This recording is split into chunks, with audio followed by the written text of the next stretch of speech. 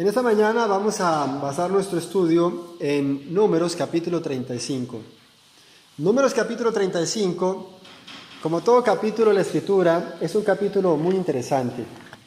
Encontramos a partir del versículo 6 una experiencia que nos deja una lección importante para nuestra vida espiritual.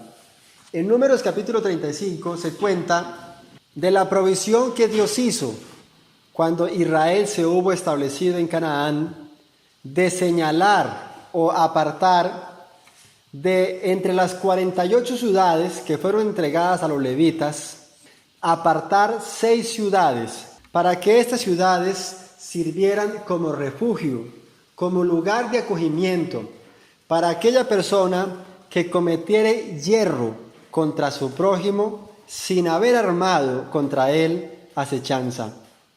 Y es así que en Números capítulo 35 leemos el versículo 6: y de las ciudades que daréis a los levitas, 6 ciudades serán de acogimiento. A los levitas les fueron designadas 48 ciudades, pero 6 de estas debían ser ciudades ¿de qué? De refugio, las cuales daréis para que el homicida se acoja en ella. Y además de estas daréis 42 ciudades. Todas las ciudades que daréis a los levitas serán 48 ciudades. Y las ciudades que daréis de la heredad a los hijos de Israel, del que mucho tomaréis mucho, y del que poco tomaréis poco. Cada uno dará de sus ciudades a los levitas, según las posesiones que heredará. Y habló Jehová a Moisés diciendo: habla a los hijos de Israel y diles: cuando hubieres pasado el Jordán a la tierra de Canaán, os señalaréis ciudades de acogimiento, de refugio, donde huya el homicida que hiriere alguno de muerte por yerro. ¿Cuántas ciudades? 6 ciudades. ¿Cuál era el propósito de estas ciudades? Que en estas ciudades se pudiese refugiar o se pudiese acoger, ¿quién? El homicida que por yerro cometiere algún crimen. Las ciudades eran Hebrón, Siquén y por aquí quedaba Sedes. Del otro lado del Jordán estaba Golán, Ramot de Galaad y Bezer. Este es el mapa de las ciudades. Las ciudades estaban distribuidas a mediodía de camino desde cualquier punto de Israel. Estas ciudades tenían caminos y habían señales, avisos que demarcaban la indicación de la ciudad. La puerta siempre estaba dispuesta para que cualquiera que viniera a ella buscando refugio, sin vacilar, pudiese acceder al refugio, sin demora. Cuando una persona cometía un asesinato por yerro, inmediatamente debía disponerse a abandonar todo, sin ir a despedirse a la casa, sin ir a recoger la bolsa del dinero, sin pensar absolutamente nada, solo en buscar refugio. Debía abandonarlo todo y arrancar hacia alguna de las ciudades de refugio. Porque en esa época existía la ley de la venganza personal, el ajuste de cuentas, la retaliación por parte del doliente, del que había sido asesinado. Y entonces, si el doliente lo alcanzaba, podía cegar su vida y era sin culpa, porque en esa época se aplicaba ojo por ojo, diente por diente, vida por vida. Entonces el Señor, en su misericordia, preveyendo que podían suceder muchos accidentes, como ciertamente ocurrieron, hizo esta provisión para que a esta ciudad huyesen los homicidas que fuesen sin culpa. Al leer Josué, capítulo 20, encontramos unos detalles más con relación a estas ciudades. Josué, capítulo 20, los versículos 1 en adelante podíamos leer, pero específicamente versículos 7 y 8 nos mencionan los nombres de estas ciudades. Entonces señalaron a Sedes en Galilea, en el monte de Nectalí, a Siquén en el monte de Efraín, a Kiriat Arba, que es Hebrón, en el monte Judá. Y de la otra parte del Jordán, de Jericó, al oriente, señalaron a Becer en el desierto de la llanura de la tribu de Rubén, a Ramot de Galaán y a Golán o Gaulón. Estos son los nombres de las 6 ciudades. Estaban 3 de cada lado del río Jordán, repartidas de manera equitativa en la tierra de Canaán. ¿Quiénes podían refugiarse en estas ciudades? Los homicidas por yerro. Deuteronomio, capítulo 19, nos da una idea mejor de a qué me estoy refiriendo con decir que la provisión se hizo para los homicidas por yerro. Deuteronomio, capítulo 19, versículo 4 y 5. Y este es el caso del homicida, que ha de huir allí y vivirá. El que hiriere a su prójimo por yerro, que no tenía enemistad desde ayer ni antes de ayer. Como el que fue con su prójimo al monte a cortar leña, y poniendo fuerza con su mano en el hacha para cortar algún leño, saltó el hierro del cabo y encontró a su prójimo y murió. Aquel huirá a una de aquestas ciudades y vivirá. Entonces es interesante, ¿no? ¿Quién es un homicida por yerro? Una persona que cometía un crimen, que cegaba una vida ajena, pero sin culpa. No fue planeado, no fue premeditado. Como estábamos considerando en la lección, una persona que cometió pecado. ¿Un homicida comete pecado al cegar la vida ajena?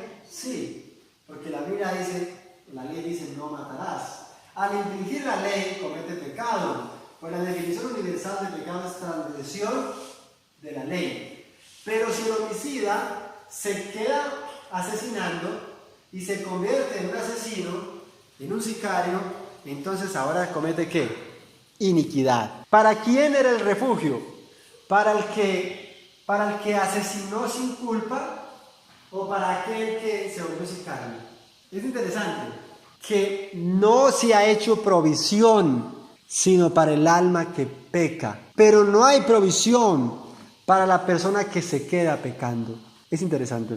Muy bien. Estas ciudades, como habíamos mencionado, los caminos se mantenían despejados, demarcados y con letreros. Versículo 2 del capítulo 19. Te apartarás 3 ciudades de en medio de tu tierra, que Jehová tu Dios te da para que la poseas. Arreglarte hace el camino, y dividirás en 3 partes el término de tu tierra, que Jehová tu Dios te dará en heredad, y será para que todo homicida se huya allí. Aquí está hablando de 3 ciudades. Está hablando de las 3 ciudades que estaban de este lado del río Jordán, entre el río Jordán y el mar Mediterráneo. Hay una cosa muy interesante que está registrada en Números capítulo 35 y que me hace a mí pensar acerca del amor de Dios para con aquel que había cometido homicidio por yerro. Leamos Números capítulo 35, versículo 25.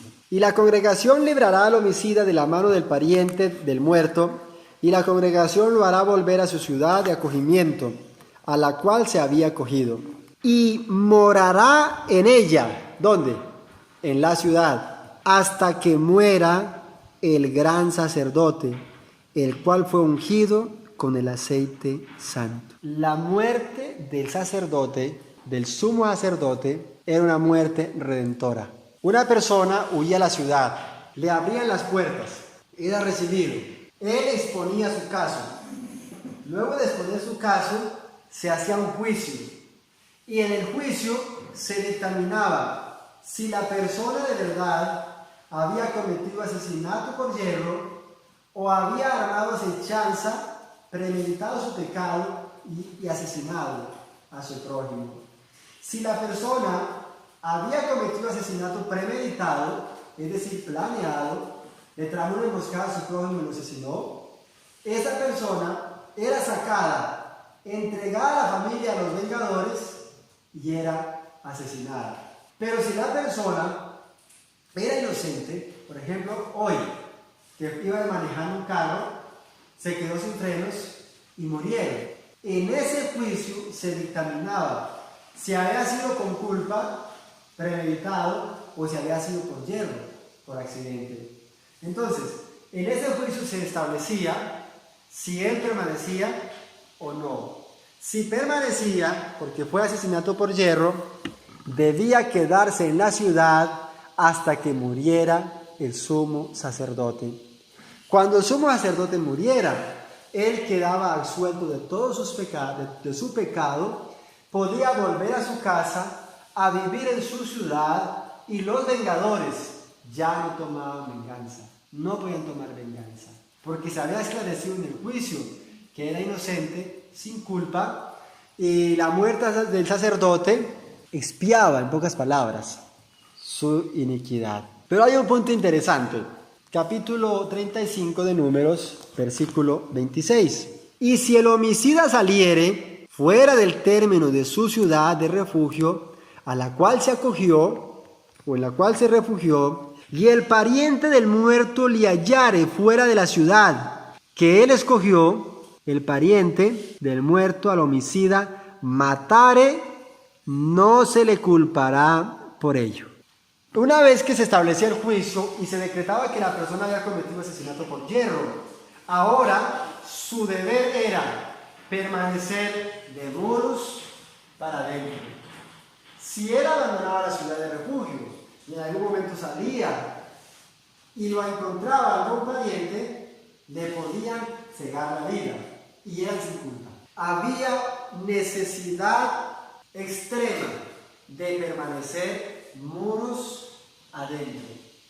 El que abandonaba el refugio y era alcanzado por el vengador, perdía su vida. Estas ciudades estaban destinadas a brindar refugio, pero también esas ciudades nos hablan hasta hoy de lo que es el plan de salvación. A decir verdad, todos nosotros somos como aquel hombre que cometió asesinato por hierro. Todos nosotros. La Biblia dice, Romanos capítulo 3, por cuanto todos pecaron y están privados de la gloria de Dios. ¿Cuántos hemos pecado? ¿Cuántos hemos cometido el hierro? Todos somos culpables. Existe la necesidad de que de manera urgente y sin dilación acudamos al refugio provisto para este tiempo. ¿Qué pasaba si la persona dilataba su vida? Lo alcanzaba el vengador y moría. En esta época, el pecador, sin dilación, sin demora, debe acudir al refugio provisto para esta época. ¿Cuál es el refugio provisto para esta época? Salmos capítulo 62, versículo 8. Esperad en él en todo tiempo, oh pueblos, derramad delante de él vuestro corazón. Dios es nuestro refugio. Qué maravilloso saber que en esta época existe un refugio, pero no es un refugio de piedra muerta, es un refugio viviente. Cristo Jesús es nuestro refugio. Cristo Jesús, un Salvador divino humano, un ser que bajó desde la eternidad, desde el cielo, desde la gloria más sublime, se humanó, se puso en nuestros zapatos, tomó nuestra naturaleza, se hizo uno con nosotros, se halló nuestra condición, batalló contra el pecado, como cualquiera de nosotros, y ha sido vencedor.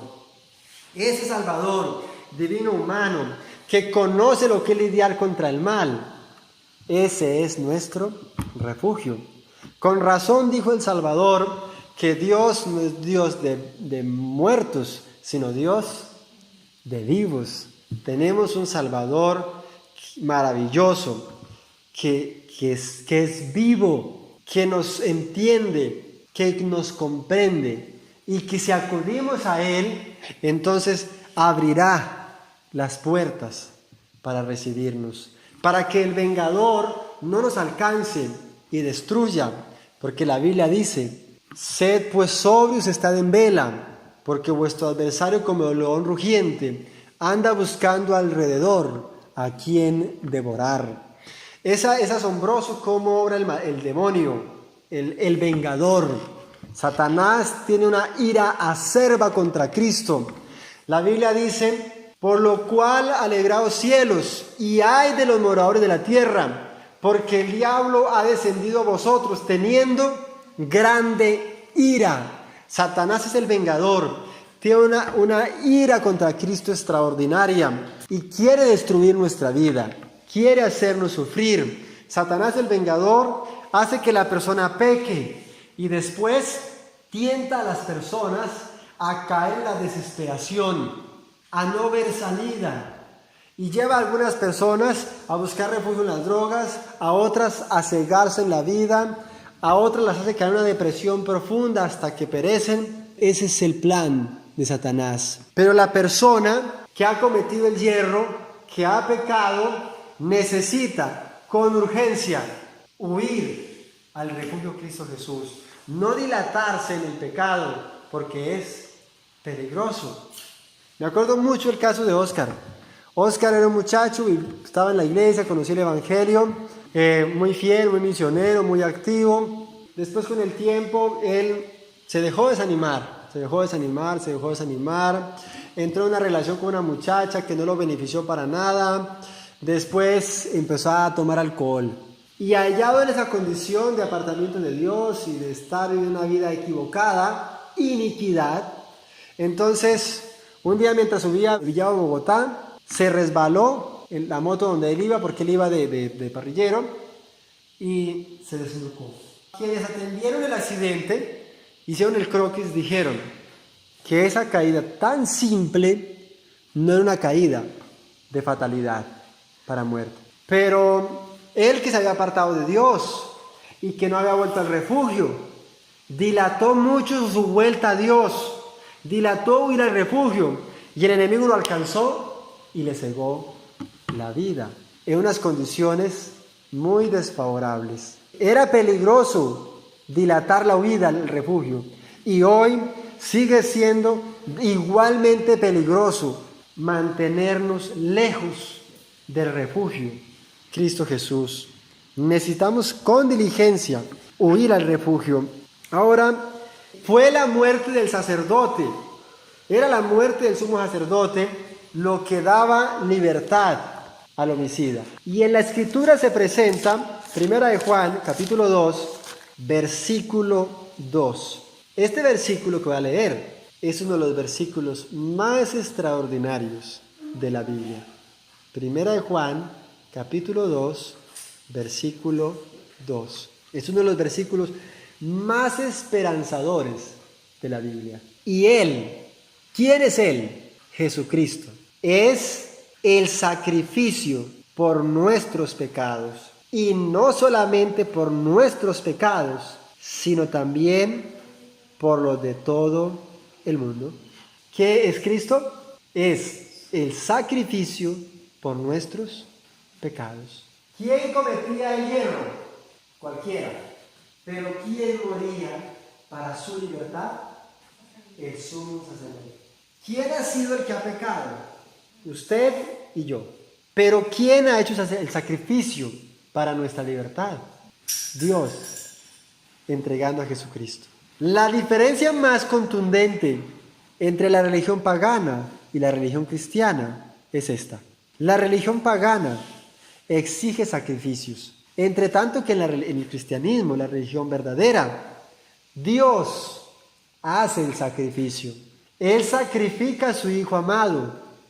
Jesús muere por nosotros. ¿Para qué? Para hacer expiación por nuestros pecados. Cuando Jesús murió en la cruz, se obró nuestra completa redención de la condenación del pecado, que es la muerte eterna a que estábamos sentenciados. Entonces, la muerte de Jesús ha sido una muerte salvadora, ha sido una muerte restauradora de nuestra relación con Dios.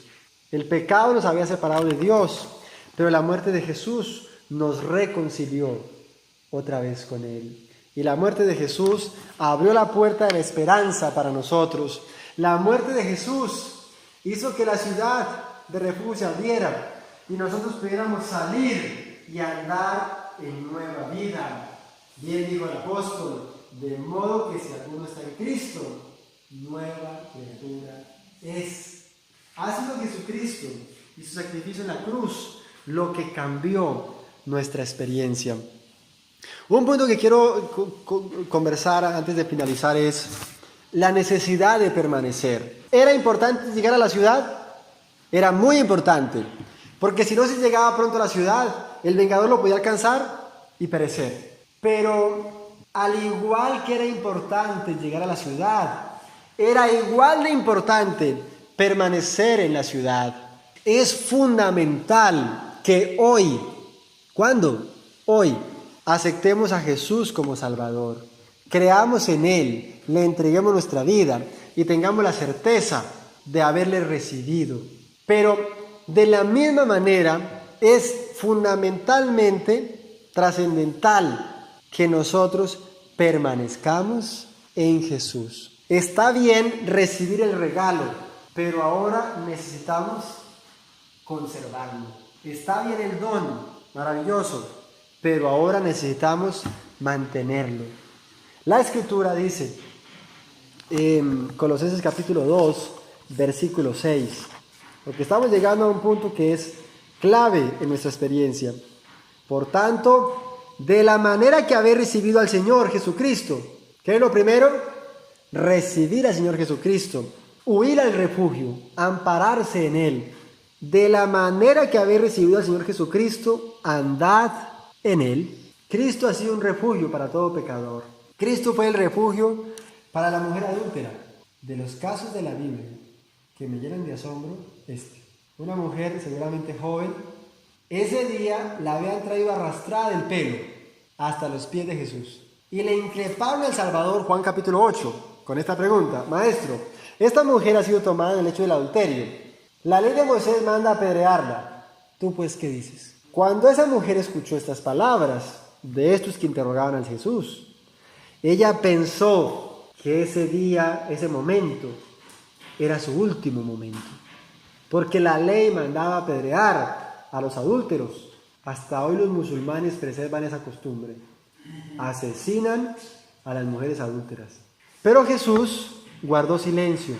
Y entonces ellos, los acusadores, se acercaron más para increpar a Jesús que se pronunciara, porque estaban buscando una ocasión contra Jesús. Si Jesús decía que la apedrearan, entonces lo acusarían con los romanos de tomarse una atribución que no le pertenecía, porque solo los romanos podían ejecutar. Pero si Jesús la favorecía, entonces lo acusarían de favorecer el pecado y de estar en contra de la ley. Y entonces se acercaron para increpar al Salvador. El Salvador entonces inclinó su rostro en tierra y escribía en la arena serenamente. Cuando se acercaron para ver qué escribía, vieron su vida en la arena. Jesús estaba escribiendo los pecados de que ellos eran responsables, porque estos hombres que la habían traído de rastra, ellos mismos habían adulterado con ella y la habían inducido al pecado. Y entonces Jesús levantó el rostro y dijo: el que de vosotros esté sin pecado, arroje la primera piedra. Todos se quedaron pasmados de la sabiduría de Jesús y sus vidas fueron reveladas y descubiertas a lo público, y uno a uno, sin mediar palabra, se fueron yendo, hasta que se quedó la mujer sola con Jesús. Y entonces Jesús le dijo, la mujer estaba postrada en tierra, y Jesús le dijo: mujer, ¿dónde están los que te acusan? ¿Ninguno te ha condenado? Y ella dijo: ninguno. Entonces Jesús le dijo: ni yo te condeno. Vete y no peques más. Qué asombroso, porque Jesús le dijo a esta mujer: bien que has llegado al refugio, ahora estás segura, pero ahora necesitas permanecer en el refugio. La única manera de no pecar más es permaneciendo en Jesucristo. Primera de Juan, capítulo 3, dice, versículo 6, cualquiera que permanece en Él no peca. ¿Dónde está la clave? Cualquiera que permanece, ¿dónde? En Él no peca. Pero yo estoy seguro que la mayoría de cristianos no saben lo que es permanecer en Jesús. Muchos han llegado al refugio y han encontrado alivio, pero muchos no han sabido cómo permanecer en la ciudad, cómo permanecer en Jesús. Y es que la clave está ahí. Cualquiera que permanece en Él, no peca. Versículo 24. El que guarda sus mandamientos está en Él. ¿Quién es el que permanece en Cristo? El que guarda ¿qué?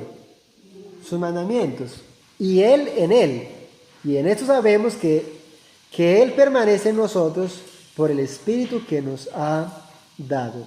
El corazón debe rendirse completamente para recibir a Jesús como Salvador, y la vida debe ser entregada para que ahora Jesús sea el Señor de la vida.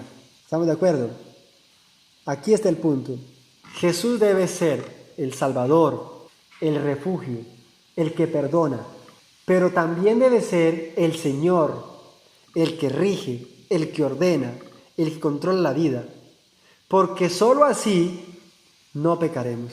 Cualquiera que permanece en Él, ¿qué? No peca. Pablo dice en otras palabras, pero es lo mismo. De modo que si alguno está en Cristo, nueva criatura es. Si alguno, ¿qué? Está en Cristo. De la manera que habéis recibido al Señor Jesucristo, andad en Él. Colosenses 2:6. Necesitamos andar en Jesucristo, permanecer en Jesucristo. ¿Cómo? Cuando una persona ha conocido a Jesucristo, se ha enamorado de Él, será fácil permanecer en Él. Cuando uno o cualquier persona está enamorada, le es fácil hablar de la otra persona, ¿o no? Le es fácil invertir bastante dinero en costosos detalles. Le es fácil estar al constante en el teléfono. Le es fácil escribir no cartas, sino epístolas de amor. ¿Cierto? Le es fácil hacer largas caminatas para visitarla. En la iglesia hay un hermano que vino desde Cúcuta hasta Bucaramanga en bicicleta a ver la novia. La que hoy es su esposa. Entonces, cuando una persona ha conocido a Jesús como el precioso Salvador y le ha entregado la vida, permanecer en Él será dulce como la miel. Levantarse a estudiar la Biblia tendrá verdadero atractivo. Dedicar momentos a la oración será un deleite y una necesidad. Buscar la reunión de los santos será una necesidad y a la vez una delicia. Hablar a otros del amor del Salvador será algo espontáneo y natural y necesario en la vida. Cualquiera que permanece en Él no peca. ¿Dónde estaba la seguridad para el homicida? ¿Permanecer dónde? Dentro de la ciudad. ¿Dónde está la seguridad para que el pecador no sea dominado por la iniquidad, vuelva atrás y sea destruido? ¿Dónde? En permanecer en Jesús, en mantener con Jesús una entrega momento tras momento y día tras día.